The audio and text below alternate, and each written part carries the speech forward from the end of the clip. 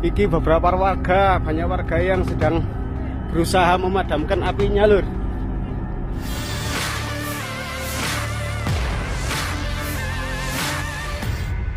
Dua pesawat Angkatan TNI Udara jatuh di dua lokasi berbeda di Kabupaten Pasuruan, Jawa Timur pada Kamis 16 November 2023. Unggahan akun Instagram @makassarinfo pada Jumat 17 November 2023.